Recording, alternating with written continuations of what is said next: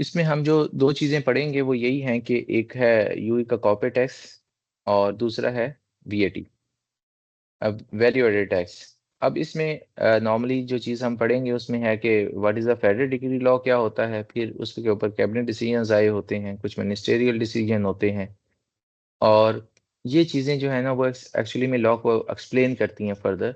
Federal decree law जैसे आपने may be you know about it, law जो होता है वो एक कॉम्पैक्ट फॉर्म में होता है, उसकी स्पेसिफिक वर्डिंग होती है, वो उसके साथ आता है, लेकिन बाद में उसके ऊपर एक्सप्लेनेशंस भी आती हैं। तो यूई में भी ऐसे ही है, एक लॉ आता है, जैसे यहाँ पे अगर हम कॉर्पोरेट टैक्स की बात करें तो फेडरल डिक्री लॉ नंबर 47 और 2022 है, उसका नंबर है ये। वो इशू हुआ तो उसको फर्दर एक्सप्लेन करने के लिए फिर कैबिनेट डिसीजंस आए और मिनिस्ट्रियल डिसीजंस आए। तो ये एक पूरा लीगल फ्रेमवर्क है जो मैं आपको बताने जा रहा हूँ कि ये जो फेडरल डिक्री लॉ है कौन इशू करता है, ये यूई का प्रेसिडेंट है वो इशू करता है। कैबिनेट डिसीजन जितने भी आते हैं, आप you know about it, what is a cabinet. तो जो कैबिनेट होती है वो साफ सी बात है यूई में जितनी भी एमिरेट्स हैं उन उनसे चूज करके कैबिनेट बनाई जाती है, जितने उनके रूलर्स हैं। तो कैबिनेट एक डिसीजन इशू करती है, तो ये कैबिनेट डिसीजन होते हैं। इसी तरह मिनिस्टर जो होता है ना, किसी भी डिपार्टमेंट का मिनिस्टर होता है, जैसे आपको आइडिया होगा। तो जो मिनिस्टर ऑफ फाइनेंस है यहाँ पे, जैसे पाकिस्तान में भी you know about it, ministry of finance जो है उसका मिनिस्टर होता है, ऐसे ही यहाँ पे एक मिनिस्ट्री ऑफ फाइनेंस है, यू नो अबाउट इट कि जो मिनिस्ट्री ऑफ फाइनेंस है पाकिस्तान में वो ही एफबीआर की कंट्रोल कर रही होती है। यहाँ भी मिनिस्ट्री ऑफ फाइनेंस जो है वो एफटीए को रेगुलेट कर रही होती, चला रही होती साथ। तो मिनिस्ट्री ऑफ फाइनेंस का जो मिनिस्टर है वो मिनिस्टर डिसीजन इशू करता है बहुत सारे टॉपिक्स के ऊपर, जो फेडरल डिक्री लॉ की किसी चीज़ को भी एलेबोरेट करने के लिए होते हैं या उसको फर्दर लिटिल बिट चेंज करने होते हैं, क्योंकि लॉ जो डिक्री लॉ है वो बार बार चेंज नहीं होता, वो एक बार बना है तो उसको चेंज करने में का एक पूरा प्रोसेस है। तो लॉ को चेंज करना मुश्किल है, इसीलिए इसके ऊपर वाई नॉट डायरेक्शंस लेनी है, कुछ छोटी मोटी चेंजेस देनी है, तो वो कैबिनेट डिसीजन से और मिनिस्ट्रियल डिसीजन से लेके आनी चाहिए। तो वो उन्होंने भी ये प्रोसेस किया हुआ है। उसके बाद यहाँ पे जो टैक्स की अथॉरिटी है वो फेडरल टैक्स अथॉरिटी है, जैसे अभी आ रहा है पाकिस्तान में, तो वो भी अपने उसका एक चेयरमैन होता है और उसके बोर्ड होता है पूरा। ठीक है, जो चेयरमैन होता है वो बोर्ड की जो है बोर्ड के साथ बैठ के कोई चीज़ डिसाइड करता है तो क्लैरिफिकेशन देता है, बहुत सारी क्लैरिफिकेशंस आती हैं उनको। तो उसके ऊपर और डिसीजंस भी बहुत सारे होते हैं जिनको वो डिसाइड करते हैं। अब बहुत सारे डिसीजन होते हैं, जब हम जाएंगे तो आपको आइडिया होगा कि किसी भी टैक्स के मैटर के ऊपर कोई डिसीजन लेना है तो वो बोर्ड इनका बैठ के डिसाइड करता है और वो चेयरमैन की तरफ से इशू कर दिया जाता है। इसी तरह यहाँ पे जो फेडरल टैक्स अथॉरिटी है उसने कुछ गाइड्स बना दी हैं यूजर्स के लिए, ये जितनी कंपनीज हैं यहाँ पे या नेचर पर्सन उनके लिए, ताकि वो अपने बहुत सारे जो टैक्सेशन के मैटर्स हैं ना वो गाइड्स पढ़ें तो उनसे उनका सोल्यूशन निकल आए, वो उन चीज़ों को बेहतर अंडरस्टैंड कर सकें।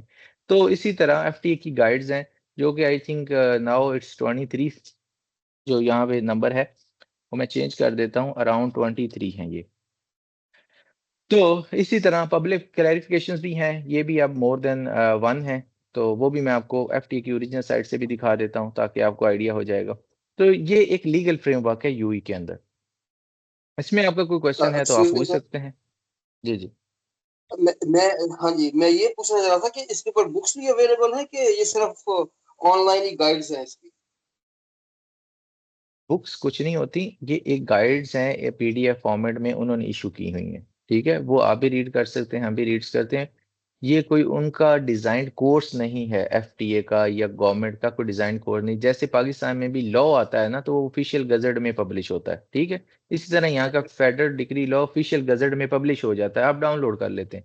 इसी तरह एफटीए को गाइड इशू करता है तो अपनी वेबसाइट पे प्लेस कर देता है कि ये एक टॉपिक है, उसके रेलिवेंट ये एक गाइड है। ठीक है, वो गाइड वो पीडीएफ फॉर्मेट में इशू करके रख देता है, आप जाते हैं डाउनलोड करते हैं पढ़ लेते हैं। समझ रहे हैं? ऐसा नहीं है कि एक फुल फ्लैज एक किताब बना दी जाए और आपको पकड़ा दी जाए कि ये लें, यही बुक है और यही चलेगी आगे। ये इंस्टीट्यूट्स हैं आगे जो कोचिंग प्रोवाइड कर रहे हैं, वो एक उसकी बुक बना दें और आगे यूज करें तो वो एक अलग बात है। समझ रहे हैं? हम्म। जैसे एक एग्जांपल देता हूं मैं आपको अभी, आपको चले अब 2016 से इस पे लॉ आने स्टार्ट हुए टैक्स के ऊपर, क्योंकि पहले वीएटी आया था 2018 में, ठीक है। इसी तरह फिर 2022 में ये कॉर्पोरेट टैक्स आ गया। तो ये अभी सारा कुछ आई जा रहा है। ये जो गाइड्स हैं आपकी, ये सारी गाइड्स एफटीए की वेबसाइट पे प्लेस होती हैं। अगर आप वहां से पढ़ना चाहें तो आप पढ़ भी सकते हैं। यहाँ होगा ओपन मेरे पास कहीं, तो मैं आपको दिखा भी देता हूँ। अब वहां से जाके इसे पढ़ लें, नो प्रॉब्लम एट ऑल। ये देखें, फेडरल टैक्स अथॉरिटी की साइट है, वहां पे आ जाएंगे टैक्सेस या टैक्सेस में आप कॉर्पोरेट टैक्स पे जाएं, वैट पे भी जा सकते हैं। कॉर्पोरेट टैक्स में आप जाएंगे तो ये वर्कशॉप भी पढ़ी हुई, गाइड्स भी पढ़ी। आप गाइड्स में जाके वहां से आप ये गाइड्स देख सकते हैं, तो आपको आइडिया हो जाएगा कि मुझे और ये कोई छोटी छोटी नहीं होती। इनको पढ़ने के लिए नॉलेज भी चाहिए, और इनको पढ़ने के लिए, अंडरस्टैंडिंग के लिए काफी टाइम रिक्वायर्ड होता है। मतलब ऐसा नहीं है कि आप जाएंगे तो एक सेकंड में समझ आए, क्योंकि उसका एक पूरा फ्लो है जो मैं आपको बताना चाह रहा हूँ कि क्या फ्लो है। ये लें, ये गाइड, वो मैं आपको कहा था ना कि 23 है। ये देखें कितनी 23 है ना। तो 23 डॉक्यूमेंट्स ये गाइड्स की फॉर्म में है। तो अगर आप इनको वन बाय वन पढ़ेंगे, ये कब से आ रहे हैं जी, आपको आइडिया हो जाएगा कि ये एट द मोमेंट उन्होंने जो गाइड्स इशू की हैं, दे आर अगस्त 2023 से स्टार्ट हुई, ठीक है। और उसके बाद अभी लेटेस्ट कहाँ पे है, जो रिसेंट इशू हुई है, मुख्तलिफ टॉपिक्स पे हैं, मतलब ऐसा नहीं है। और ये टॉपिक्स कहाँ से आते हैं, ये देखिए 28 मई 2025 को जो लेटेस्ट आई है, टैक्सेशन ऑफ फैमिली फाउंडेशंस। तो ये आपकी गाइड्स हैं जिनकी आप पढ़ सकते हैं। ये सारी कोई वो अपनी जेब से नहीं बना रहे, they are getting it from federal decree law. जो लॉ के अंदर टॉपिक्स हैं ना, जो आर्टिकल्स हैं, उन्हीं को उठा के उस पर गाइड बनाते हैं, क्योंकि उन्हें पता होता है ये लोग नहीं समझ सकते, इनको समझने के लिए और गाइडलाइन चाहिए, तो उन्होंने इसके ऊपर ये बना दी। इसी तरह जैसे मैंने आपको बताया कि क्लैरिफिकेशन भी देता है एफटीए, तो वो भी यहाँ पे प्लेस करता है वो, ठीक है। सो मैंने कहा ये मोर देन वन हो चुकी हैं, तो ये अगर आप देखेंगे तो अराउंड 11 है पब्लिक क्लैरिफिकेशन जो आज तक वो इशू कर चुके हैं। और लेटेस्ट जो आई है सितंबर 2025 को आई है। समझ गए कि कुछ और इसमें आपको बताने की जरूरत है? जी जी बिल्कुल ठीक हो गया।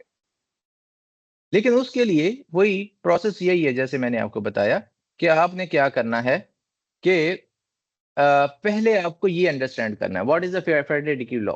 अगर ये आपको आता होगा, फिर उसके बाद कैबिनेट डिसीजन इश्यू होते हैं, आपको वो पढ़ने हैं। फिर आपको मिनिस्ट्रियल डिसीजन पढ़ने हैं।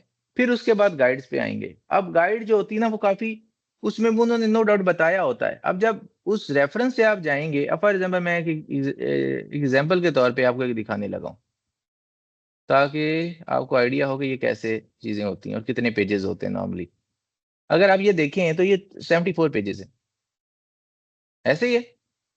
अब इसमें उन्होंने इन चीजों को डिफाइन किया है, हर एक चीज को विद ग्लॉसरी है। Other than this I am coming to the one thing that will be helpful for you going down. हाँ, ये लेजिस्लेटिव जो रेफरेंसेस होते हैं ना, अगर आप यहाँ देखेंगे ना, तो वो आपको बताएंगे, ये देखें कि इसके अंदर हमें ये गाइड बनाने में क्या क्या करना पड़ा है। तो आपको भी ये रीड करने पड़ेंगे।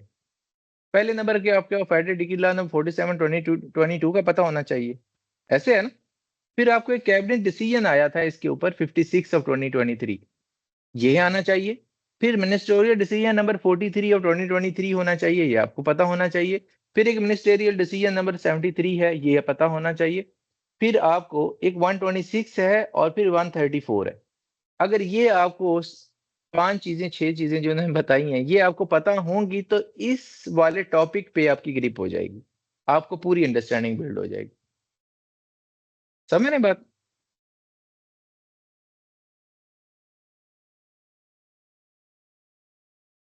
आंसर नहीं आया इसका मतलब है या तो समझ आ गई या बिल्कुल नहीं आई।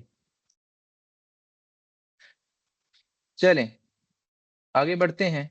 तो इसमें उस दिन भी मैंने बताया था, लेट मी हाँ revise again. Sorry sorry sir, मैं आपकी बात सुन रहा था, मुझे समझ आ गई है। मैं समझ गया हूँ कि ये सब कुछ ऑनलाइन अवेलेबल है, इनके लिए कोई बुक्स वगैरह नहीं होती। शुक्रिया। बिल्कुल सही, नो प्रॉब्लम। अब जो कॉर्पोरेट टैक्स है ना, उसके लिए जो मेन चीज इंपॉर्टेंट है वो ये है कि आपको अंडरस्टैंड करना है कि इसके एलिमेंट क्या है। जब आपको एलिमेंट की समझ आएगी ना, तो आपको कॉर्पोरेट टैक्स समझ आने लग जाएगा। तो इसके जो एलिमेंट हैं वो आपको नजर आ रहे हैं 1 2 3 4।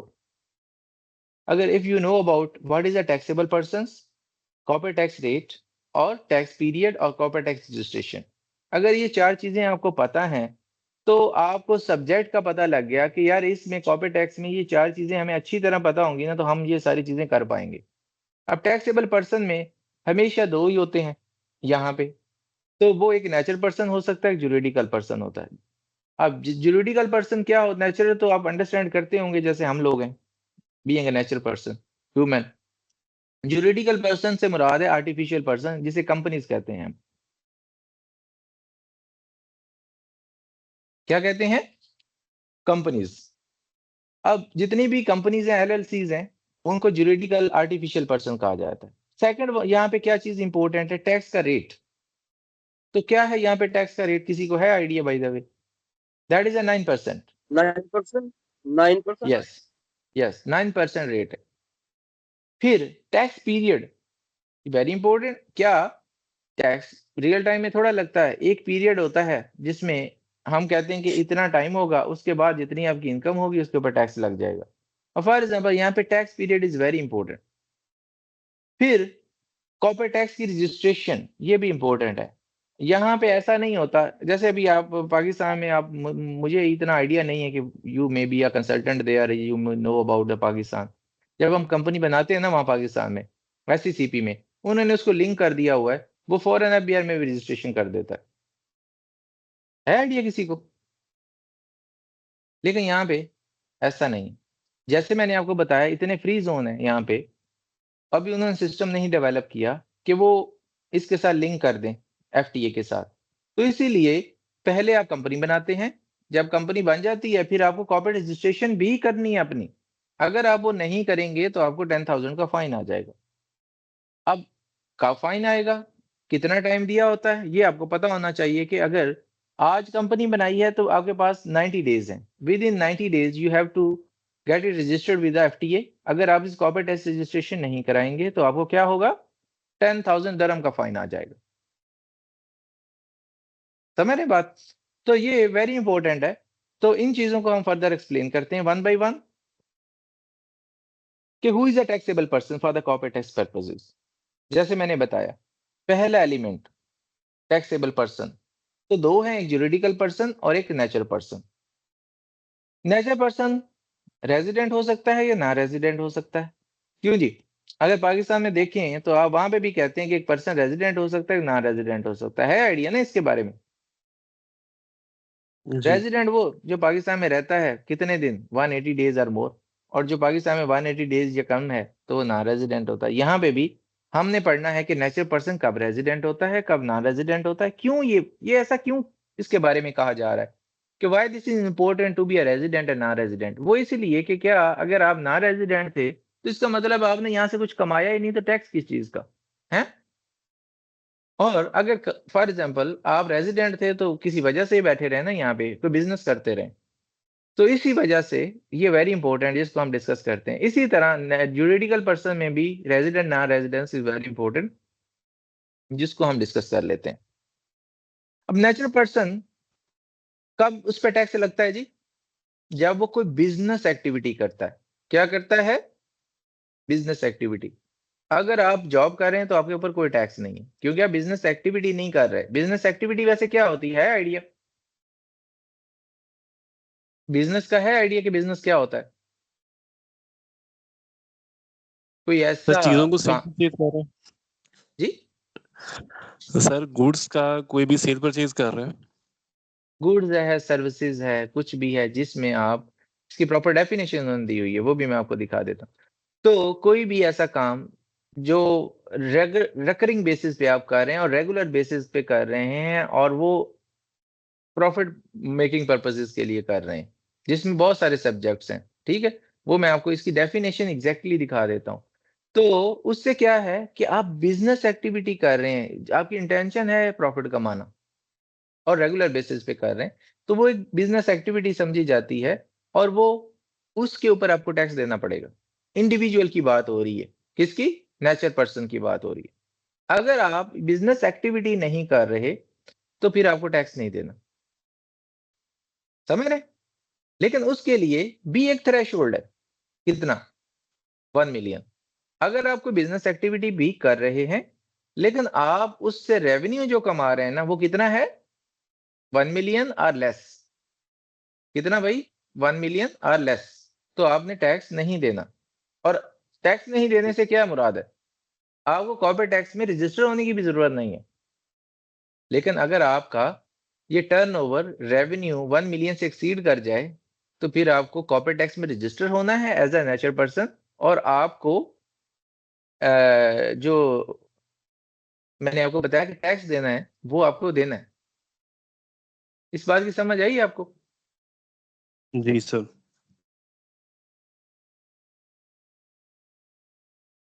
आगे दूसरी चीज के बेस जी क्या है? A natural person is taxable on income from business or business activity in the UAE and income from outside UAE relate to the business activity। अब देखिए ये वेरी इंपॉर्टेंट है। पाकिस्तान में अगर इंडिविजुअल जो है वो पाकिस्तान से बाहर चला जाए ना और 180 दिन या उससे ज्यादा दिन बाहर रहे और वो उधर से बैठ के ही कोई बिजनेस एक्टिविटी कर रहा हो पाकिस्तान के अंदर, तो वो कहता है भाई मैं तो नॉन रेजिडेंट था। बिजनेस एक्टिविटी से मुराद है कि एज एन इंडिविजुअल वो काम कर रहा हो। यहाँ पे भी मैं इंडिविजुअल की बात कर रहा हूँ, मैं उसकी बात नहीं कर रहा एज अ कंपनी रजिस्टर्ड होके। आपको पता है पाकिस्तान सोल प्रोप्राइटर काम करते हैं ना हम लोग। जी जी। जितनी दुकानें हैं वहां पे, जितने वहां पे बहुत सारे बिजनेसेस हैं जिन्होंने अपनी as a private limited company नहीं बनाई हुई ना, तो वो क्या है? सोल प्रोप्राइटर है। तो यहाँ पे भी सोल प्रोप्राइटर की बात कर रहा हूं मैं। तो क्या करे? वो पाकिस्तान में नहीं होता तो वो कहता है मैं कोई टैक्स नहीं देना। लेकिन अगर यूई में ऐसे नहीं है, यूई में अगर आप हैं तो आपको टैक्स देना पड़ेगा। क्या करना पड़ेगा? टैक्स देना पड़ेगा। अगर आप उस एक्टिविटी से कमा रहे हैं और चाहे आप बैठे हैं कनाडा में, कहाँ पे बैठे हैं, या पाकिस्तान में बैठे हैं, कनाडा में बैठे हैं, आपको टैक्स देना पड़ेगा।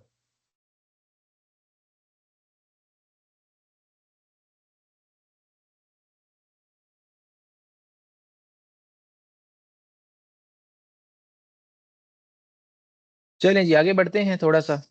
इसकी अगर समझ आ गई है तो फिर आगे चलते हैं।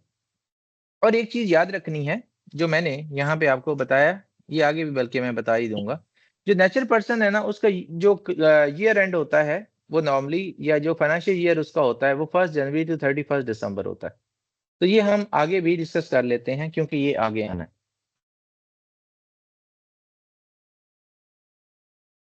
अब मैंने जैसे आपको बता रहा था कि होल्ड ऑन, मैं सिर्फ चार्जर कनेक्ट कर लूँ अब लैपटॉप।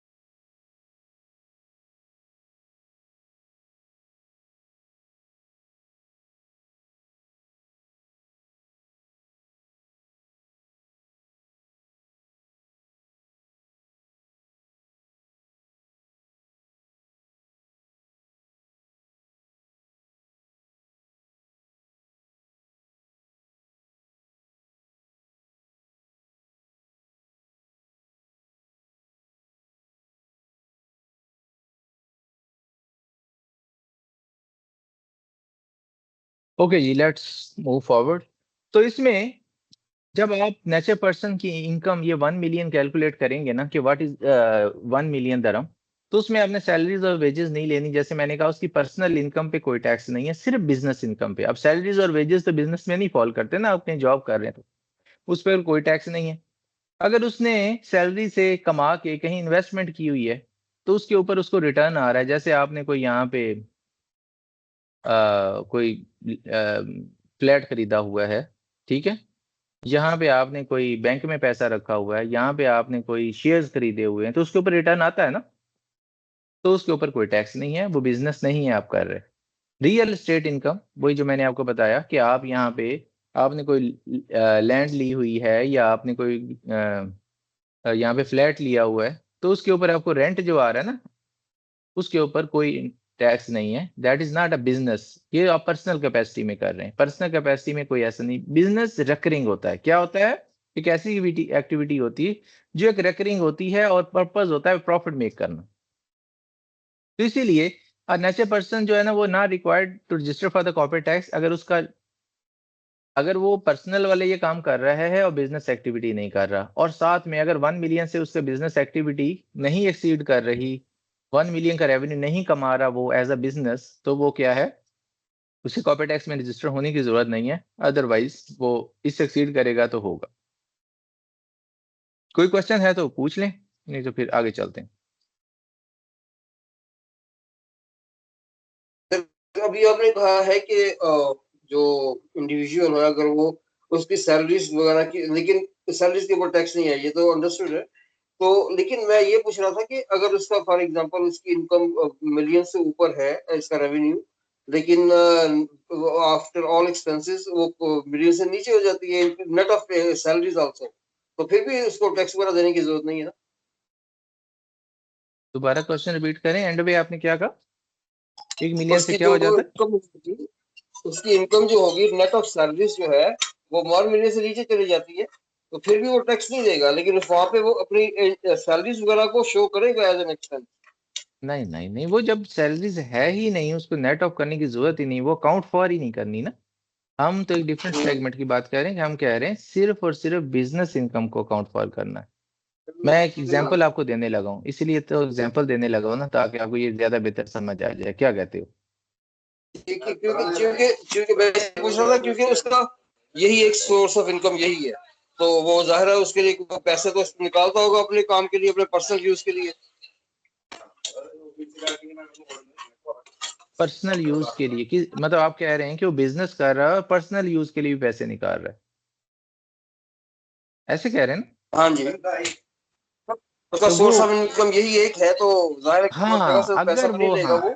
बिल्कुल, जो अगर आप कॉर्पोरेट टैक्स में रजिस्टर्ड है तब वो वाकई लेता होगा, तो साफ सी बात है वो जब अपनी रिटर्न फाइल करेगा तो उसमें एज अ लेगा वो, लेकिन उसकी एक लिमिट है, उसकी भी एक थ्रेशोल्ड है कि कितनी सैलरीज और वेजेस आप ले सकते हैं जब ऑनर है ना कंपनी का कोई अच्छा भी। सर, ये अभी आपने जी जी कहा कि आप कॉर्पोरेट टैक्स रजिस्ट्रेशन तक आपने बताया, तो क्या आप कॉर्पोरेट टैक्स रिटर्न फाइलिंग का भी प्रोसेस बताएंगे? जी जी बिल्कुल बताएंगे। अ, Mr. A is a nature person providing interior design consultancy services and his office in Dubai. Mister A हैं जी, एक नेचर पर्सन है, वो इंटीरियर डिजाइन कंसल्टेंसी सर्विसेज दे रहे हैं और ऑफिस दुबई में है उनका। During the most recent tax period mister A received 88,000 from consultancy services. अब ये जो कंसल्टेंसी सर्विसेज वो दे रहा है, आपको क्या लगता है ये बिजनेस है या वो जॉब कर रहा है? बिजनेस। बिजनेस है। AED 100,000 dividend from the personal investment, ये क्या है? बिजनेस है या पर्सनल इनकम है? अगेन अगेन सर, क्या कहा आपने? ये AED 100,000 dividend from personal investments, वो ये उसका डिविडेंड है सर, उसको डिविडेंड मिलता है वो, उसकी ये इनकम है dividend of business. Business income है या ये पर्सनल इनकम है? इसका लिंक है बिजनेस के साथ? कोई ये नहीं है पर्सनल जी। AED sir 200,000 gain. जी जी।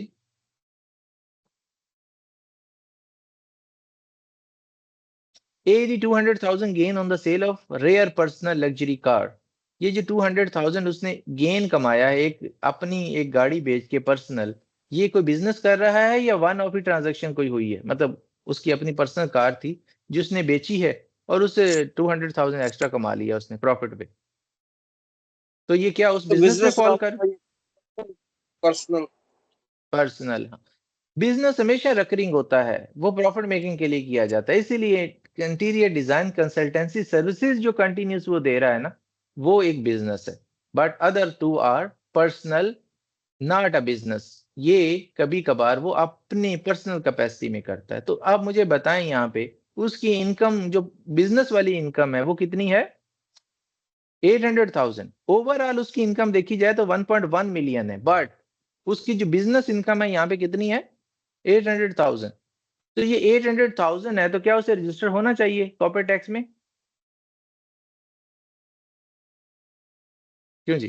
अगर नहीं उसकी होना ओवरऑल इनकम 150 से एक्सीड कर गई है तो उसको रजिस्टर करना चाहिए। वो तो बाद में उसकी 800 हुई होगी। अच्छा, नहीं सर, ऐसे नहीं है। आपकी बिजनेस इनकम का टर्नओवर 1 मिलियन या उससे ज्यादा होना चाहिए। कितना? 1 बिजनेस मिलियन इनकम का। हाँ जी, बिजनेस इनकम का। उसमें आपने पर्सनल कभी ऐड नहीं करनी। आपने पर्सन को सेपरेट रखना है, बिजनेस को अलहदा रखना है। अगर बिजनेस इनकम, अब यहाँ पे उसकी बिजनेस इनकम कितनी है?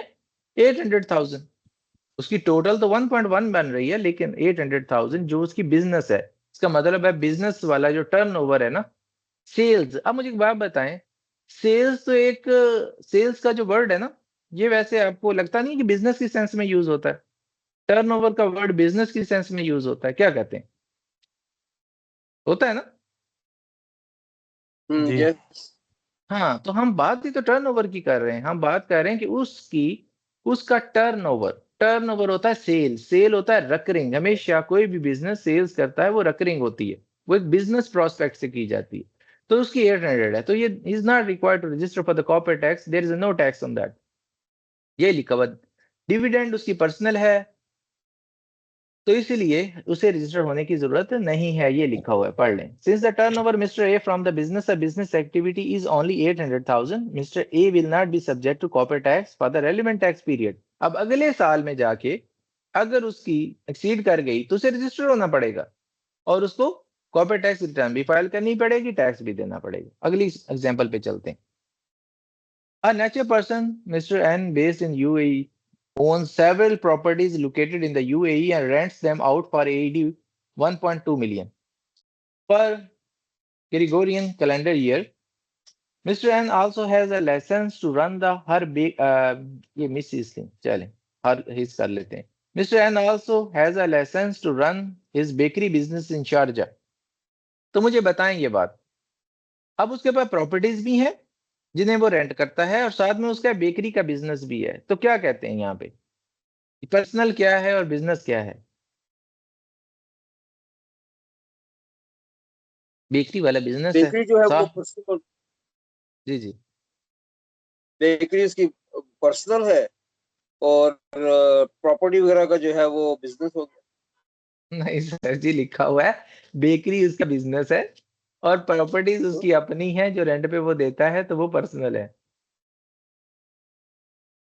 अच्छा, the other as way long around. As, हाँ, as long as the real estate activity is not required to be conducted through a license from the licensing authority, the income derived by Mr. N from the rental property is not subject to corporate tax, as the income is real estate investment income. However, income from the bakery business could be subject to corporate tax if AED 1 million turnover threshold is met in a Gregorian calendar year as of 1st January 2024.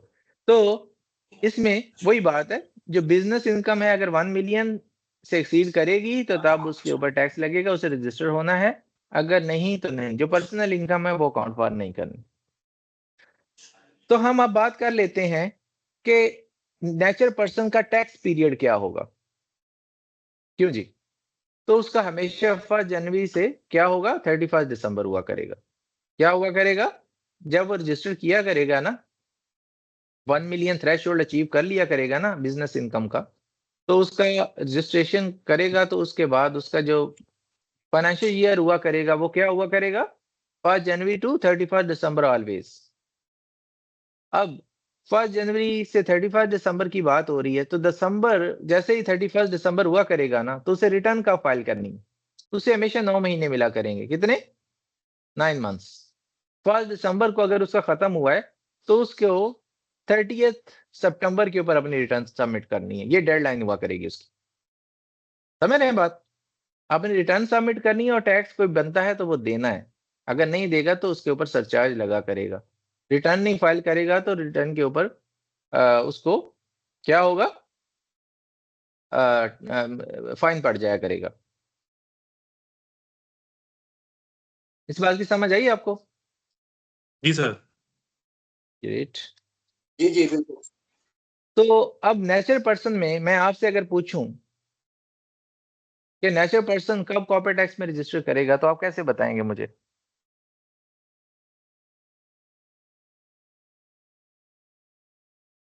जब उसकी income after 1 million से complete exceed करेगी।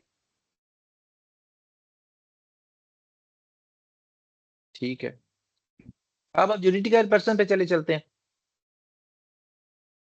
अब juridical person में हम अब बात करेंगे कि जुरिडिकल पर्सन अगर रेजिडेंट है तो क्या होगा, और जुरिडिकल पर्सन नॉन रेजिडेंट तो क्या होगा।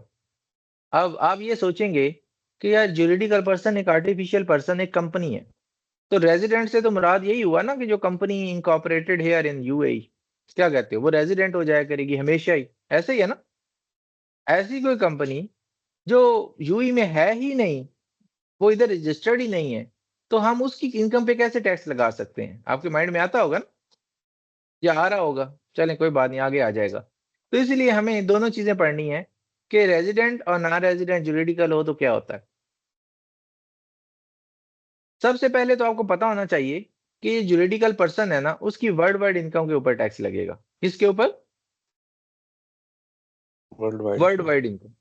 अगर आप यूई में रजिस्टर्ड है और आप इनकम यूई वाली कंपनी जो है वो अगर पाकिस्तान से भी कुछ कमा रही है, तो उसे वहां की इनकम पे भी टैक्स देना पड़ेगा। क्या करना पड़ेगा? टैक्स देना टैक्स पड़ेगा। देना पड़ेगा। हाँ जी। अच्छा सर, दूसरे, यहाँ पे एक बात है, अगर वो पाकिस्तान में भी टैक्स दे रहा है तो क्या उसे दोनों जगह टैक्स देना पड़ेगा? हाँ, अगर वो पाकिस्तान में दे रहा है और ट्रीटी है आपकी, है, तो आपको टैक्स क्रेडिट मिल जाएगा। क्या मिल जाएगा? टैक्स क्रेडिट, जैसे पाकिस्तान में मिलता है ना आप लोगों को टैक्स क्रेडिट, वैसे इसी तरह यहाँ पे भी, अगर यहाँ पे रेट क्या है 9%, अगर वो पाकिस्तान में भी 9% या हायर दे रहा है ना, तो उसे टैक्स क्रेडिट मिल जाएगा। अगर वो 9% से नीचे पाकिस्तान में दे रहा है तो फिर क्या होगा, बताएं भाई, क्या क्या होगा उसके साथ? तो डिफरेंस पे करेगा वो। हाँ, डिफरेंस पे करेगा वो। अगर यहाँ पे पाकिस्तान में 7% हो और यूई का 9% है, तो ये 2% इसे यहाँ पे एक्स्ट्रा देना पड़ेगा। समझ गए? चलें जी, नेक्स्ट करते हैं बात। तो एक और चीज जो आपने हमेशा माइंड में रखनी, जितने भी कंपनीज हैं, एलएलसीज हैं ना यहाँ पे, उन सबको कॉर्पोरेट टैक्स में रजिस्टर होना है। क्या होना है? सबको within 90 days of from there registration क्या होना है? कॉर्पोरेट टैक्स में रजिस्टर होना है हर सूरत, अदरवाइज 10,000 फाइन है। हमने नेचर पर्सन के केस में देखा कि वो जब उसका थ्रेश होल्ड 1 मिलियन एक्सीड करेगा तो तब रजिस्टर होना है उसने। ऐसे ही है ना, बिजनेस इनकम का थ्रेश होल्ड जो 1 मिलियन टर्नओवर वाला है वो एक्सीड होगा तो रजिस्टर होना है, otherwise no need. But for the companies you have to be registered, it's you must be registered if जैसे इंकॉर्पोरेशन होनी है उसके 90 डेज के अंदर। डन है? इस बात की समझ आइए।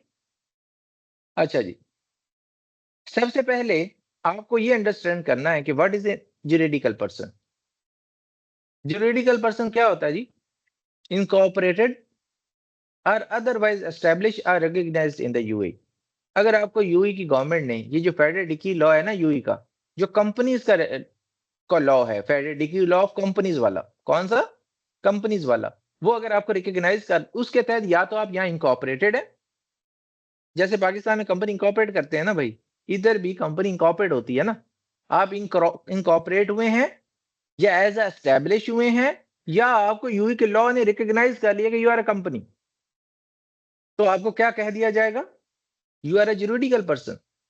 जैसे आप अभी, आपको पता होगा, अगर आप माशाल्लाह पाकिस्तान के टैक्स को जानते हैं, वहां पे आपको आइडिया होगा, अगर आप जाएंगे ना उसके अंदर इनकम टैक्स ऑर्डिनेंस 2001 के अंदर, तो वहां पे आपके जाके देखिएगा, वहां कंपनी की डेफिनेशन दी हुई है ना, उसे पढ़िएगा। उसमें बहुत सारी चीजों को बताया गया कि एज टैक्स पर्पसेस के लिए वो कौन से पर्सन हैं जिनको हम कंपनी समझा करेंगे, है ना ऐसे, अगर आप लोग को पढ़ा हुआ है कभी तो, या इधर सर्च मार लें। हसन कुछ कहने लगा है। अच्छा, तो इसी तरह a juridical person that is incorporated or otherwise established or recognized under the applied applicable legislation of the foreign jurisdiction that effectively manage and control in the UAE.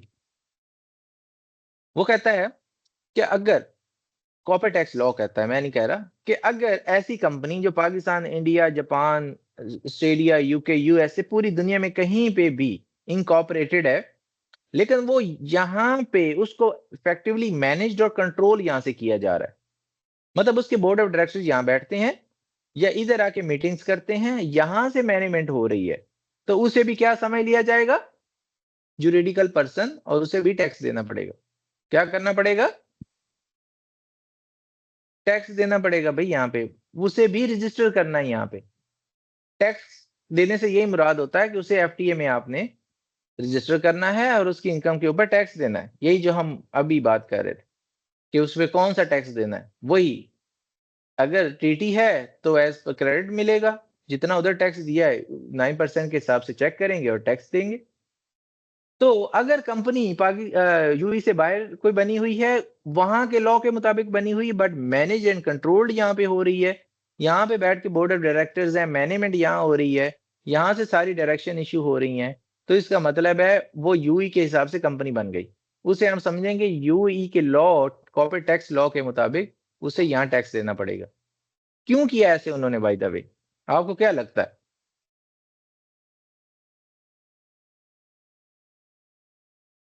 क्यों भाई, किसी को है आइडिया क्यों किया ऐसा उन्होंने? क्योंकि यहाँ के वो रिसोर्सेज इस्तेमाल कर रहे हैं, यूज कर रहे हैं, यहाँ से गेन कर रहे हैं वो।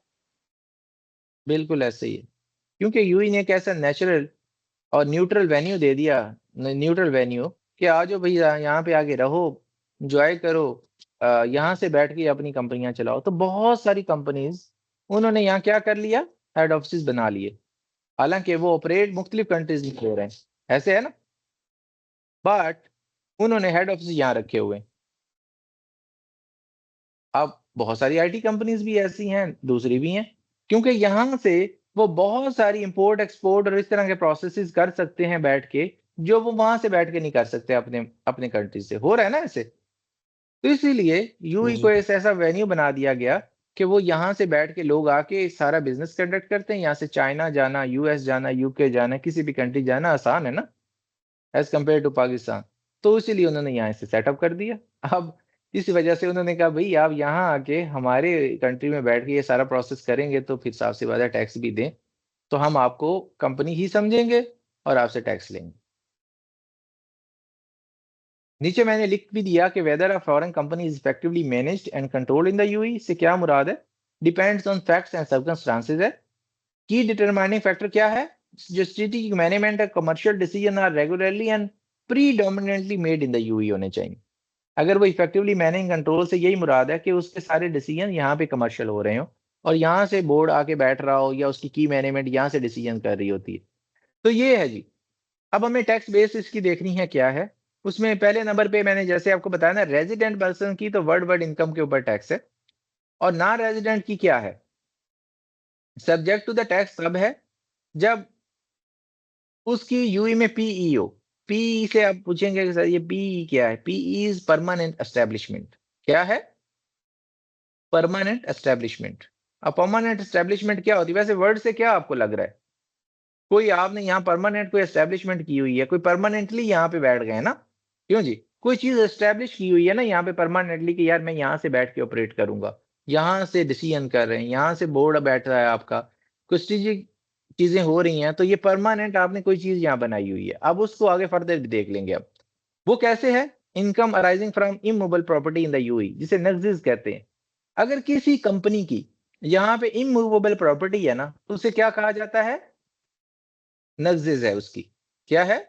नक्जिज है, और उसे पीई समझा जाता है, permanent establishment. And state source income not attributable PE in the UAE currently subject to 0%। हाँ, अब देखें परमानेंट एस्टेब्लिशमेंट, जैसे मैंने आपको बताया कि यहाँ पे आपने कुछ फुली कुछ बनाया हुआ है, यहाँ पे आपका कोई ना कोई बंदा बैठता है, कोई परमानेंट प्लेस ऑफ बिजनेस है यहाँ पे आपकी। क्या है? परमानेंट प्लेस ऑफ बिजनेस है ना। यहाँ पे ऐसे थोड़े आप बैठे रहेंगे, कोई बंदा कोई कंपनी यहाँ किसी को हमें अपने एम्प्लॉय को, अपने टॉप मैनेजमेंट को तो नहीं बिठाएगी ना फ्री में, कि आ जाओ भाई, आ जाओ यहाँ पे यूएई में, एक रेंट पे जगह ले लो, यहाँ पे एक ऑफिस बनाओ और वहां बैठ जाओ। फ्री में तो नहीं बिठाएगी, काम के लिए बिठाया हुआ। तो वो कहते हैं भी काम के लिए बिठाया तो टैक्स दो। अभी यूएई में जो आपको आइडिया है, पाकिस्तान में विदहोल्डिंग टैक्स होती है ना, होती है वहां पे विदहोल्डिंग टैक्स। जब आप बहुत सारी पेमेंट्स आपने रिसीव करनी होती हैं या पेमेंट आपने करनी होती है ना, तो आप विदहेल्ड कर लेते हैं। जब रिसीव करनी होती है तो वो विदहेल्ड कर लेता है, जो आपको कह रहा है। सेल्स टैक्स में भी है और इनकम टैक्स में भी है। तो ये हम इनकम टैक्स की वैसे बात कर रहे हैं जी। यहाँ पे विदहोल्डिंग अभी जीरो है। क्या है? जीरो है अभी इस टाइम पे। नो विदहोल्डिंग समझ लें, उसका रेट 0% है। विदहोल्डिंग है बट 0% रेट है। ये नहीं कह सकते कि विदहोल्डिंग टैक्स है ही नहीं। There is a withholding tax but the rate is zero. कोई बात समझ आई है इसकी? हाँ जी। आगे चलें। जी अब sir. who is a non-resident person for the corporate tax purposes? A person that is not a resident person and meet only of the following condition: has a permanent establishment in the UAE।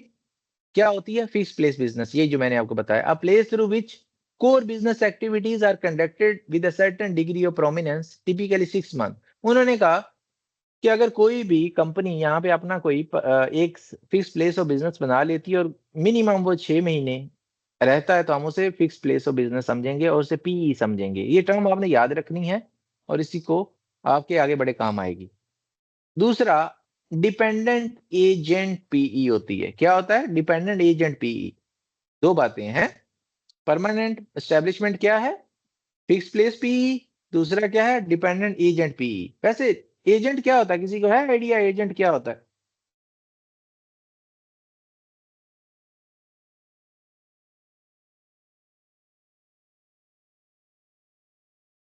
Depend agent वही होता है यार जो किसी के behalf पे काम करता है। ऐसे है ना, किसी की डायरेक्शन पे काम करता है। अगर आपने लॉ पढ़ा हुआ है तो उसमें आता है कि वो खुद कुछ नहीं करता, उसको कोई डायरेक्शन देता है, किसी के बिहाफ पे काम कर रहा होता है। तो इसीलिए अगर किसी बंदे ने यहाँ पे कोई बंदा अपॉइंट किया हुआ है या कोई बंदा रखा हुआ है जो उसके बिहाफ पे यहाँ पे काम कर रहा होता है, तो वो एजेंट होता है। मतलब जितने भी कॉन्ट्रैक्ट्स कर रहा होता है, कुछ कर रहा होता है। पाकिस्तान की कंपनी है फॉर एग्जाम्पल XYZ, उन्होंने यहाँ पे एक बंदा बिठाया हुआ है जो उसके बिहाफ पे डीलिंग करता है, यहाँ पे डील्स मतलब डील्स कर रहा है, लोगों से मिल रहा है, मार्केटिंग कर रहा है। तो वो एज ए एजेंट काम कर रहा था। सैलरी या वो कमीशन जो भी ले रहा है वो उस कंपनी से ले रहा है और उसके बिहाफ पे वो आगे एक्ट कर रहा है। तो उसको एजेंट कहते हैं। क्या कहते हैं? एजेंट। और वो भी पीई है। और उसको भी उसे भी क्या समय लिया जाएगा? उसे भी नगजे सॉरी उसको भी समय लिया जाएगा। जुरिडिकल पर्सन, ना रेजिडेंट है बट जुरिडिकल पर्सन समय लिया जाएगा और उसे भी टैक्स देना पड़ेगा। समझ गए? Drive UAE source income has a nexus जो मैंने आपको बताया। तो ये आपने याद रखना है। एक पीई होती है और एक ऐसा बंदा जो यूई से इनकम ड्राइव कर रहा है, वो भी नॉन रेजिडेंट होता है जो यूई में बैठा नहीं है बट यूई से इनकम ड्राइव कर रहा है। फिर तीसरा नगजिस जो मैंने आपको बताया कि उसकी कोई प्रॉपर्टी है, तो वो भी क्या है? उसको भी हम नगजिस से कहते हैं और उसे नॉन रेजिडेंट जुरिडिकल पर्सन कहते हैं। तो अभी आपको याद होना चाहिए कि what is a non resident juridical person. तो आपको 3 चीजें याद रखनी चाहिए। एक, परमानेंट एस्टेब्लिशमेंट। दूसरी, आपको ऐसा कोई भी पर्सन जो नॉन यूई सोर्स जो इनकम ड्राइव कर रहा हो। पाकिस्तान से बाहर कोई कंपनी है लेकिन पाकिस्तान से यहाँ से यूएसी सोर्स इनकम वो है उसका। तीसरा, नग्जिज है, किसी कंपनी की यूई में प्रॉपर्टी है, तो उसे हम नॉन रेजिडेंट जुरिडिकल पर्सन कहा करेंगे। ये मैंने पूछना भी है कल, याद होगा आपको। तो ये एक छोटी सी एक्सरसाइज है। कंपनी सब्सिडी कंपनी है, year 2025। The board member in example given directors of the parent company make strategic decision for subsidiary company. All board meeting for subsidiary company held in the UAE. All the key management decisions of subsidiary company are made in the substance in the UAE. तो क्या होगा जी? एक company है जो पाकिस्तान में for example, और उसकी एक कंपनी उसने यूएई में भी बनाई हुई है जो उसकी सब्सिडरी है। सब्सिडरी से मुराद होता है जिसमें उसके मोर देन 50% शेयर हो। अब पाकिस्तान की कंपनी XYZ उसने एक यहाँ पे ABC कंपनी बनाई हुई है और उसके मोर देन 50% उसमें शेयर्स हैं, तो वो कहता है भाई ये क्या है, उसको यहाँ पे मैनेज किया जा रहा है यूई में इफेक्टिवली। क्यों? यूई में आके उसकी बोर्ड मीटिंग्स होती हैं और मैनेजमेंट यहीं पे बैठ के बहुत सारे डिसीजन करती है, तो उसे क्या समझा जाएगा? Effectively manage control in the UAE. क्या समझा जाएगा? Effectively manage and control in the UAE. ले जी, कोई समझ आई आप लोगों को थोड़ी बहुत? थक तो गए होंगे। हाँ जी ठीक समझ आ रही है। और थकावट? नहीं थके इट्स तो नहीं? ओके। नहीं okay it's then, okay fine fine. तो अभी नॉन रेजिडेंट के ऊपर क्या टैक्स की इम्प्लीकेशन है? उस इसीलिए उसने कहा कि income attributable to PE in the UAE, जो यूई से परटेन करती पी की, पी मैंने आपको बताया परमानेंट एस्टेब्लिशमेंट, वो तो या डिपेंडेंट एजेंट होता है या फिर फिक्स प्लेस ऑफ बिजनेस होती है जहां पे टिपिकली 6 मंथ जैसे अभी हमने बात की। तो ये दो बातें होती हैं, ये पी से समझा जाता है। तीसरा था इमूवेबल प्रॉपर्टी वाला नक्सिस। फिर उसके बाद state source income not attribute to PE in the UAE currently subject to, ये तीनों, इनके ऊपर टैक्स लगेगा। क्या लगेगा? टैक्स लगेगा। और इनको कॉर्पोरेट टैक्स में रजिस्टर भी होना है और टैक्सेशन की रजिस्ट्रेशन भी करनी है। लेकिन एक एक्सेप्शन है। कौन सी? Registration is not required if non resident person receive only state source income. मतलब क्या है इसका? इसका कहने का मतलब है आपकी यहाँ पे प्रॉपर्टी भी नहीं है, यहाँ पे आपका डिपेंडेंट एजेंट भी नहीं है, और तीसरा क्या है? फिक्स प्लेस ऑफ बिजनेस भी नहीं है, but still you are receiving some amount from the UAE. हो सकता है ना ऐसे कि अब हसन ने एक यहाँ पाकिस्तान में बैठे कंपनी बनाई हुई है और वहीं से बैठ के इसने बीडीएम वगैरह या कुछ बंदे रखे हुए हैं जो वहां से बैठ के लोगों को कॉल्स करते हैं, कॉन्ट्रैक्ट पकड़ लेते हैं। होते हैं ना आजकल। ठीक है, वो करके कॉन्ट्रैक्ट लेके बिजनेस तो कमा रहे हैं। ठीक है, उनकी कोई यहाँ पे प्रेजेंस ही नहीं है, तो वो उसको कॉर्पोरेट टैक्स में कैसे रजिस्टर करेंगे? यहाँ ना बंदा बैठा हुआ है तो उसको पकड़ भी कैसे सकता है यूई। लेकिन यूई को पता लग रहा है कि पैसे जा रहे हैं यहाँ से, मतलब दरम जा रहे हैं। अब देखा जाए तो उससे टैक्स देना चाहिए। क्या करना चाहिए? देना चाहिए। अभी वो रजिस्टर नहीं हो रहा तो टैक्स भी नहीं दे रहा। एक्सेप्शन आ गई ना? क्यों जी? एक्सेप्शन आ गई तो वो टैक्स नहीं देगा क्योंकि रजिस्टर ही नहीं हो रहा। लेकिन फ्यूचर में they will have a withholding tax. That's why they are saying currently withholding tax क्या है? 0। लेकिन फ्यूचर में जब विथहोल्डिंग टैक्स लगाएंगे ना, तो आप पाकिस्तान से बैठे हुए यहाँ से फ्रीलांस वर्क भी ले रहे होंगे ना वहां से बैठे हुए, तो आप जब आपको अमाउंट ट्रांसफर होगी ना तो वो इसमें विथहोल्डिंग टैक्स काट लिया करेगा। होता है ना ऐसे पाकिस्तान में भी। क्यों जी? जब आप बाहर किसी को पेमेंट करते हैं या बाहर से आपको पेमेंट आती है तो विथहोल्डिंग हो जाती है ना। है आइडिया कि नहीं? तो नहीं बस मुझे ये तो आपने, आइडिया नहीं है। नहीं है। हाँ, फिर वो मुझे लगता है पाकिस्तान का टैक्स इतना पड़ा हुआ नहीं ना, या उस पर आपने काम थोड़ा नहीं किया हुआ। क्या कहते हैं? हाँ जी सही बात है। हाँ, इस वजह से, वरना होता है वहां पे। तो यहाँ पे अगर आपकी स्टेट सोर्स इनकम है जो एट्रीब्यूटेबल टू पी नहीं है, तो फिर क्या है? आपको ये वाला सीन होगा। तो इसकी अगर समझ आ गई है तो थोड़ा आगे चलते हैं। यहाँ पे एक एग्जांपल है, कहते हैं तो पढ़ देता हूँ। International real estate investment company see based in the UK decide to take advantage of the burgeoning real estate market in the UAE. ये वर्ड कुछ और है, बर्गनिंग। हाँ, a company C operates a fully functional branch of office in the Dubai to handle operation in the UAE. The branch constitute a PE in the UAE. अब देखिए उन्होंने branch बनाई हुई यहाँ पे यूई के अंदर। हालांकि ये ऑफिस, ये कंपनी यूके की है, उसने यहाँ पे फुली फंक्शनल ऑफिस बनाया हुआ है, तो ये परमानेंट एस्टेब्लिशमेंट बन गई ना, क्योंकि they have an office here. अब जब परमानेंट एस्टेब्लिशमेंट एस्टेब्लिश हो गया तो इसको टैक्स देना पड़ेगा। The P engage in a variety of real estate activities including property acquisition, property development, leasing and sales. Company C engages also in the advisory and consulting services from its offices outside the UAE. The PE is not involved in these activities. तो उसका तो काम ही ऊपर है, वो सिर्फ उसी में होती है। Company C is non resident person with with the PEE in the UAE, only income attributable to the PE will be subject to the corporate tax. In this case, no income from the advisory and consulting business attributable to PE. This is because the income is generated by company C in the UK. अब देखिए ना, जो company C है वो UK में है, वो और भी साथ काम कर रही है, लेकिन उन्होंने एक ब्रांच बनाई है और ब्रांच जो है वो यूएई में एज अ पीई काम कर रही है और वो रियल एस्टेट का काम कर रही है। तो सिर्फ जो कंपनी सी है वो किसके ऊपर टैक्स देगी? सिर्फ ब्रांच वाले पे। किसके ऊपर देगी? ब्रांच पे। अदर जो उसका रेवेन्यू है यूके में उसके ऊपर कोई टैक्स नहीं देगी, क्योंकि वो ये यूएई से कमा ही नहीं रही है ना। ऐसे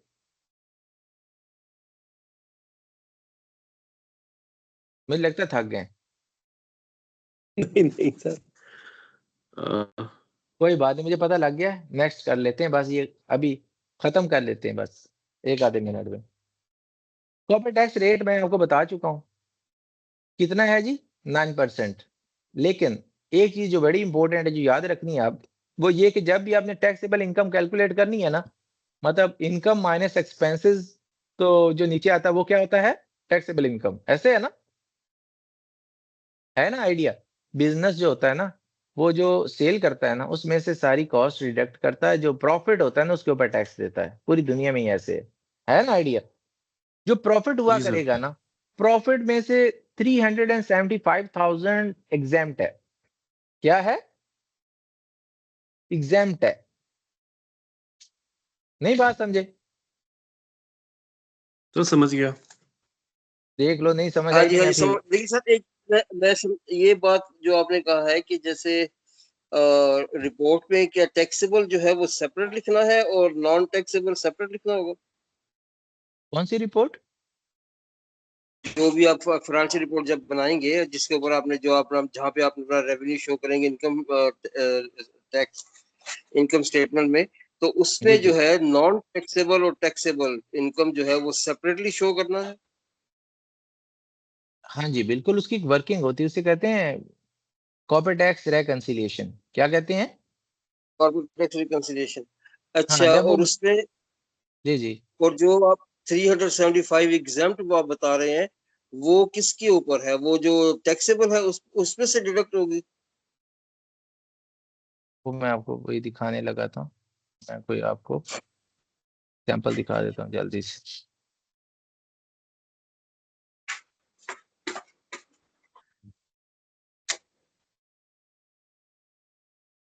ताकि आप जल्दी से इस चीज़ को समझ जाएं और काम खत्म हो जाए, वरना वो फिर मैं बताता रहूँगा। ये देखिए, ये हम एक रेकंसिलिएशन बनाते हैं। क्या बनाते हैं?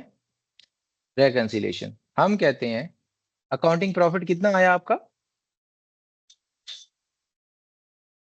34,993। आपने कहा मैंने इनकम में से एक्सपेंस डिडक्ट किए तो प्रॉफिट कितना आया? 34,993, राइट? एग्री? फिर आप इसके अंदर ऐड और लेस का प्रोसेस करते हैं। आप कहते हैं नॉन डिडक्टेबल एक्सपेंस का आइडिया है और डिडक्टेबल का है। ऐसे वो एक्सपेंसेस जो लॉ अलाउ नहीं करता कि आप एज अ एक्सपेंस समझ के निकाल के प्रॉफिट कैलकुलेट करें, वो नॉन डिडक्टेबल होते हैं। और कुछ वो खुद ही कह देता है कि भाई ये डिडक्टेबल है, इनको माइनस कर लो। अगर आप पाकिस्तान का लॉ जानते हैं तो may be you know about it, if not आपको ये लॉ आता होगा तो आपको पता होगा। तो आप उसके एडजस्टमेंट करने के बाद आपने एग्जाम्प्ट इनकम को इस तरह रेकंसिलिएशन बना के माइनस करना। समझ रहे हैं बात? आपने देखिए उनका 34,000 का प्रॉफिट है, 35,000 का। अब उसको टैक्स वैसे भी नहीं है, बट स्टिल कैलकुलेशन में कोई और एक बल्कि आपको दिखाता हूं ताकि और आपको आइडिया हो जाए बेहतर, थोड़ा सो और अच्छे यानी वर्ड। कि इनका प्रॉफिट है 34,000 जी जी, इनका प्रॉफिट ही कम है ना। इंक्लूडिंग एवरीथिंग, यानी कि उसमें टैक्सेबल नॉन टैक्सेबल सब इंक्लूड है। जी जी जी जी।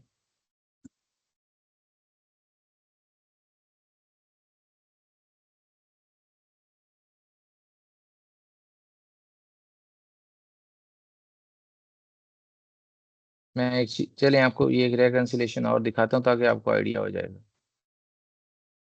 जल्दी से। ये देखें, ये एक एफएस है, ठीक है। अब ये देखें उनका रेवेन्यू है ना, उसमें से कॉस्ट ऑफ रेवेन्यू माइनस किया तो ग्रॉस प्रॉफिट आया, उसमें से जनरल एडमिन एक्सपेंस माइनस किए ऑपरेटिंग प्रॉफिट आया। सारा कुछ करने के बाद ये उनका प्रॉफिट बिफोर टैक्स आया, समझ गए। अब हमने कॉर्पोरेट टैक्स की कैलकुलेशन करनी है, तो हम 24 पे चले गए कि ये कैसे आया है, क्योंकि वो ऐसे नहीं होता, उसमें ऐड लेस होना होता है।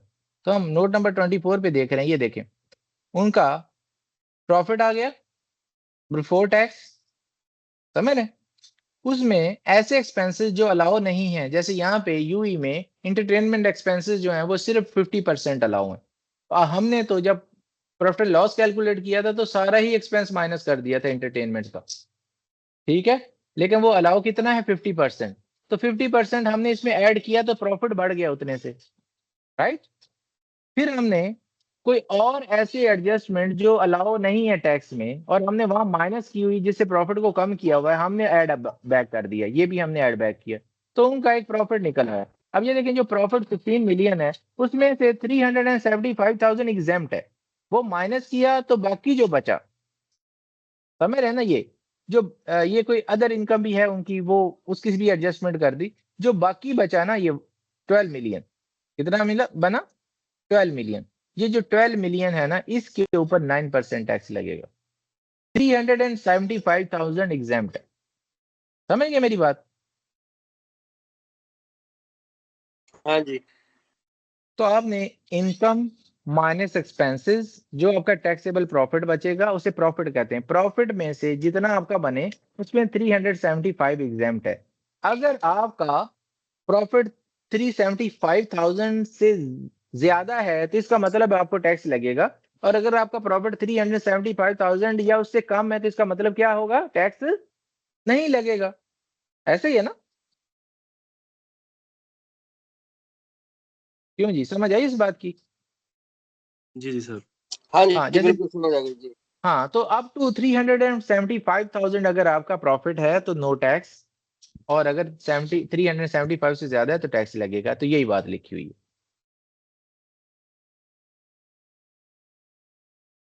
तो non resident with UAE source income, जैसे मैंने पाकिस्तान में बैठे हुए उनका बात की तो उसके ऊपर कोई टैक्स नहीं है, अभी विद होल्डिंग भी नहीं हो रही तो उनपे कोई टैक्स नहीं लग रहा। रेजिडेंट को ये लगेगा अप टू 375,000 नो टैक्स, और उससे बाद टैक्स है, उसके बाद वाली पे कितना लगेगा 9%।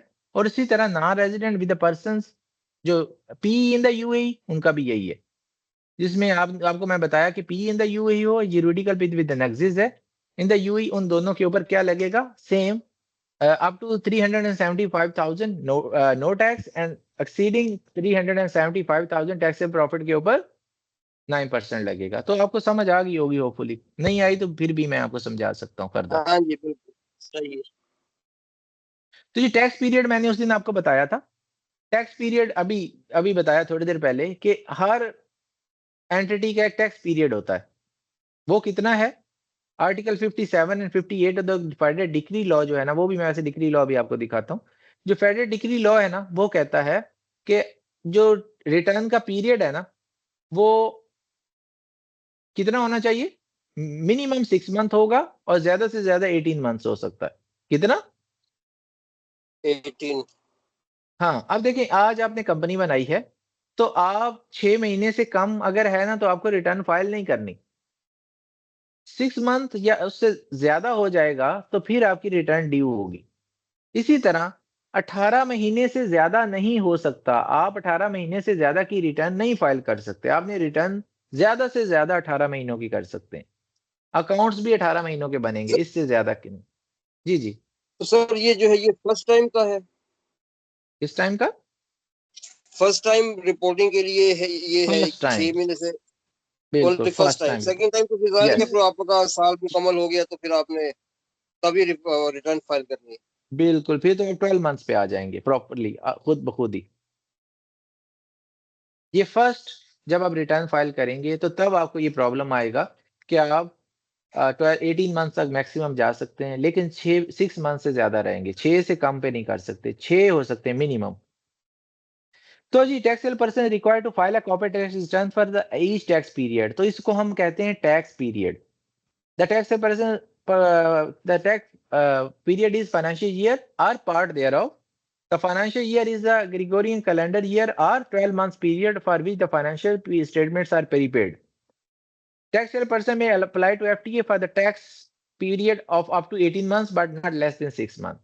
अब ये आपका टैक्स पीरियड इस तरह होता है। अब जैसे मैंने कहा कि नेचुरल पर्सन का टैक्स पीरियड नॉर्मली क्या होता है, 1 जनवरी से 31 दिसंबर फाइनेंशियल ईयर उनका होता है। कंपनीज का भी यही होता है, बट कुछ कंपनी का डिफरेंट होता है। कुछ अप्लाई भी करती हैं कि हमें डिफरेंट दिया जाए। वो पीछे मैंने टाइमलाइन शायद आपके साथ डिस्कस की है, नहीं की तो मैं कर लेता हूं तो आपको आइडिया हो जाएगा। ये है टाइमलाइन टैक्स पीरियड की। बल्कि मैंने पीछे भी एक टाइमलाइन थी, वो मैंने आपको शायद बताई नहीं है, तो आपको आइडिया हो जाता उसी में। चलें इसी पे कर लेते डिस्कस।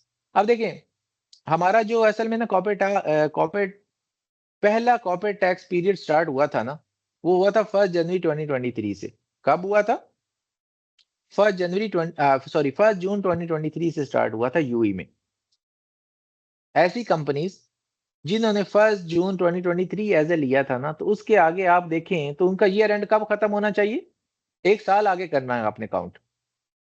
तो 31 मई 2024 एक साल हो गया ना उनका, तो उनको आगे 9 महीने मिलेंगे कि वो अपनी रिटर्न फाइल कर लें। तो अगर ऐसी कंपनी में, वैसे पीछे था, मैं दोबारा ले जाता हूँ वापस आपको ताकि आपको आइडिया हो जाए। ये वाली टाइमलाइन शायद मैंने आपको नहीं दिखाई, ये टाइमलाइन नहीं दिखाई ना आपको, तो ये दोबारा देख नहीं लें। पहले नहीं देखी। हाँ, ये पहले आप अंडरस्टैंड करेंगे तो सब आ जाएगा, समझ आ जाएगा। हुआ क्या था, 31 जनवरी 2022 के ना यूई गवर्नमेंट ने कहा था कि हम कॉर्पोरेट टैक्स लेके आ रहे हैं। क्या कहा था इन्होंने? अनाउंसमेंट की थी कि we are bringing a corporate tax. तो फिर 3 अक्टूबर 2022 को ना इन्होंने फेडरल डिक्री लॉ नंबर 47 और 22 इशू कर दिया था। इसमें प्रॉपर लॉ आ गया था। पहले एक अनाउंसमेंट हुई थी कि हम लॉ लेके आ रहे हैं, कब? 31 जनवरी 2022 को। और कितने महीनों बाद ले आए? 9 महीनों के बाद। ऐसे ही है ना, 9 महीने बने ना, ऑलमोस्ट अक्टूबर आ गया ना।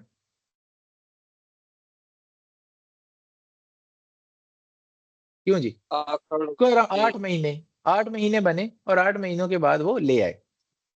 जैसे लॉ आ गया तो 15 मई को 15 मई 2023 को कॉर्पोरेट टैक्स की उन्होंने रजिस्ट्रेशन ओपन कर दी। उन्होंने कहा भी कंपनियां रजिस्टर होने स्टार्ट हो। अब ये क्यों उन्हें रजिस्ट्रेशन ओपन करनी पड़ी? द थिंग इज दिस कि ये लॉ जो है ना जब आता है ना, उससे पहले तो कंपनियां टैक्स दे ही नहीं रही थी ना, लॉ में रजिस्टर्ड ही नहीं थी इधर एज अ कॉर्पोरेट टैक्स में। तो उन्हें ये रजिस्ट्रेशन ओपन करनी पड़ी कि भाई जितनी भी पहले कंपनीज है ना, वो लाजमी तौर पे जो है ना रजिस्टर हो जाए।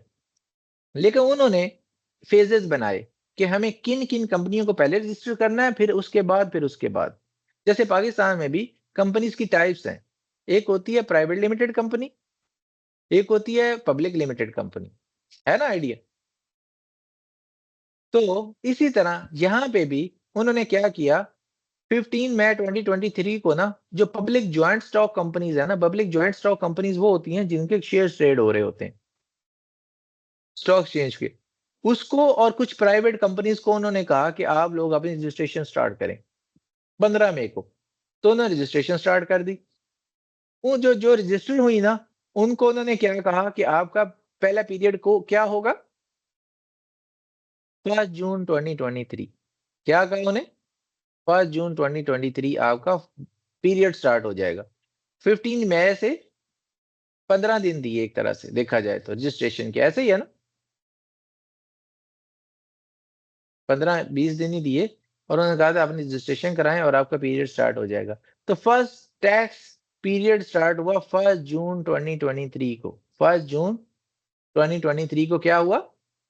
First corporate tax year start हुआ। तो इसका मतलब है कॉर्पोरेट टैक्स एक्चुअली में लाइव हो गया, इंप्लीमेंट हो गया ना। जिस दिन से आपका टैक्स ईयर स्टार्ट हो गया तो इसका मतलब लाइव हो गया। फिर 1 जनवरी 2024 को उन्होंने सेकंड जो है ना, उन्होंने क्या किया, उन्होंने कहा जो बाकी कंपनीज है ना वो भी इस पीरियड में हो जाए। 15 मई से लेके आगे टाइम दिया उन्होंने, वो टाइम लाइन भी मैं दिखाऊंगा आप लोगों को कि रजिस्टर हो जाए। जितनी कंपनीज रजिस्टर्ड हुई उन सबको उन्होंने कहा कि आपका टैक्स पीरियड क्या है, 1 जनवरी से लेके 31 दिसंबर। उनका भी ऐसे हुआ तो उनका टैक्स पीरियड क्या बनेगा फिर, 1 जनवरी टू 31 दिसंबर बना और उनको आगे 9 महीने मिले 30 सितंबर 2025 कि आपने ड्यू डेट है आपकी और इसी पे आपने रिटर्न सबमिट करानी है। लेकिन ये जून वालों का कितना बना, साल आगे चले जाए और आगे उनको 9 महीने दे दें। इसी तरह हुआ 31 मई को उनका ईयर एंड हुआ और 28 फरवरी क्या हुआ, उनकी कॉर्पोरेट टैक्स की फाइलिंग हो गई। इसकी बात की समझ आई है थोड़ी बहुत?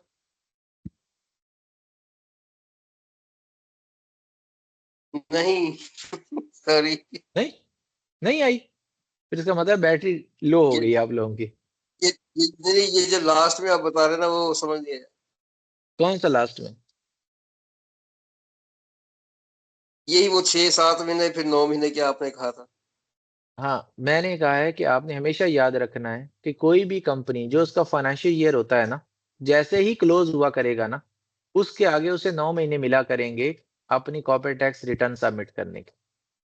क्या मिला करेंगे? 9 मंथ्स। नौ ये महीने ऐसे ही है, ये ऐसे ही है, आपके बिजली का बिल आ जाए और आगे आपको 9 दिन दे दिए जाएँ उसको सबमिट करने में, तो आपको एक टाइम दे दिया गया ना कि ये आपका जो बिलिंग का टाइम है ना, पीरियड है, वो यहाँ पे एंड हुआ और उससे आगे आपके पास 9 डेज़ हैं, ठीक है?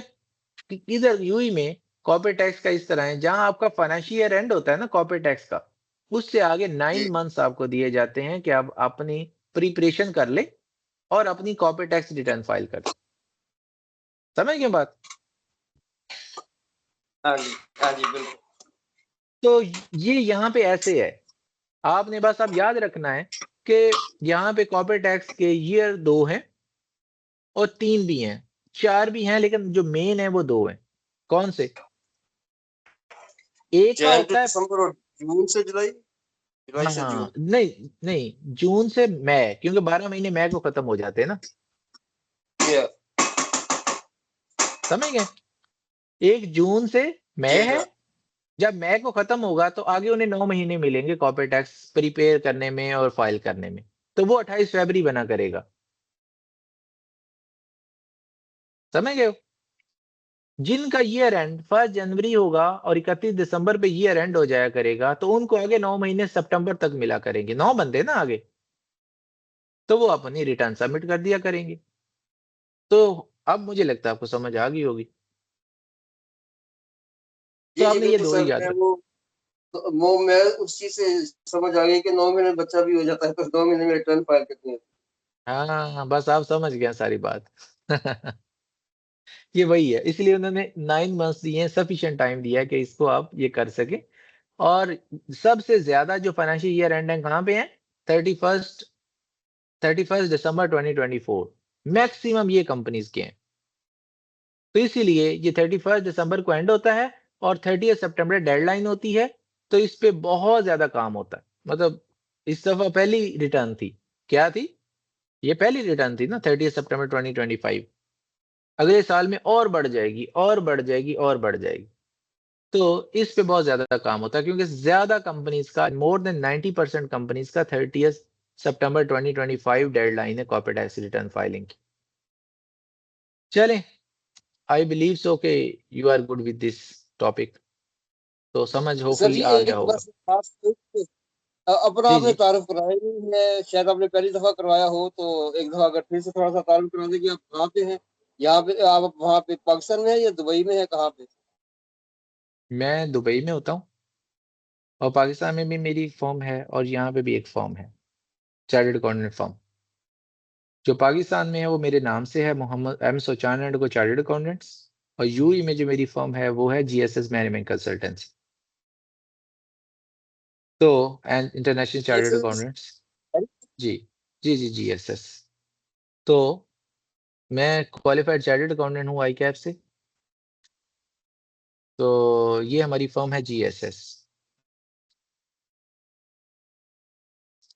तो इसमें मैं पार्टनर हूँ, पाकिस्तान में भी फ़र्म है और मैं यूएई में बेस्ड हूँ और मैं आता-जाता रहता हूँ। पाकिस्तान में भी टाइम स्पेंड करता हूँ, यहाँ पे भी करता हूँ। तो अभी एट द मोमेंट भी यूएई में ही हूँ। अगर आप ये देखेंगे तो यहाँ पे मेरा आ रहा होगा। तो यहाँ पे हम काफ़ी बड़ी टीम है, यहाँ पे भी छोटी टीम नहीं है।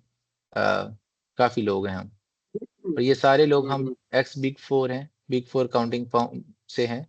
ईवाई के नाम से फर्म है, may be you know about it. तो हमारे पास अल्हम्दुलिल्लाह प्रैक्टिकली यहाँ पे काफ़ी ज़्यादा काम है।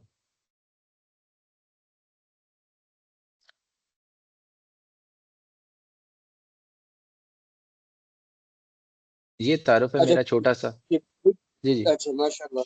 ये बिग फोर आप कह रहे हैं तो कौन सी केपीएमजी प्राइस पीसी EY पीडब्ल्यूसी EY ईएनवाई हाँ ईवाई जी EY। ठीक है। ये खत्म नहीं हो गई? नहीं है अभी, कौन खत्म हो गई? मैं इसको अगर अपने आप ईएनवाई ही नहीं नहीं नहीं, खत्म कहाँ से होगी वो? अ, खत्म नहीं हुई, उसका कुछ डिवीजन उन्होंने मूव कर अच्छा लिया। हाँ तो ऑपरेट तो कर रही है ना उधर। अच्छा एम सही मालिक है। रोड पे ऑफिस है अभी भी। हम्म, टैक्स में अभी भी हैं और फन एडवाइजरी में है। ऑडिट की डिवीजन उन्होंने मूव कर ली है। लेकिन they have some back offices now, they have a big back offices, मतलब यूई का बहुत सारा काम पाकिस्तान से कर रहे हैं वो। बड़े बड़े ऑफिसेज सही बनाए हो गया। उन्होंने ईवाई रैपिड के नाम से। हम्म, सही हो गया। इंशाल्लाह इंशाल्लाह तो नेक्स्ट टाइम जो है वो प्रॉपर शुरू कर देंगे। मैं तो हर दफा ही प्रॉपर ही शुरू करता हूँ, पिछलों को भी प्रॉपर ही पढ़ा दिया था। देवर हैप्पी, और फिर एक वीक का ब्रेक आया दरमियान में, तो वो करीब पता नहीं आए हैं कि नहीं। वो क्लास भी 3-4 बच्चे थे वो लेना चाहते थे, फिर अभी मे भी आपको पता वीकेंड होता है और लोगों के पढ़ने का किसका दिल करता है, क्या कहते हैं? नहीं, अगर शुरू करना है तो फिर प्रॉपर्ली बकायदा से रेगुलरली शुरू करना चाहिए ना, फिर बाद में ये ज्यादा गैप जो नहीं 2 2 हफ्ते रेगुलर का है भाई, गैप आप इसके बाद कि मैंने आपको शुरू से पढ़ा दिया सबको। पिछली रिकॉर्डिंग भी है और we will move out from next, जहाँ से आगे हम आगे आज डिसकंटिन्यू किया वहां से आगे कंटिन्यू करेंगे इंशाल्लाह। इंशाल्लाह।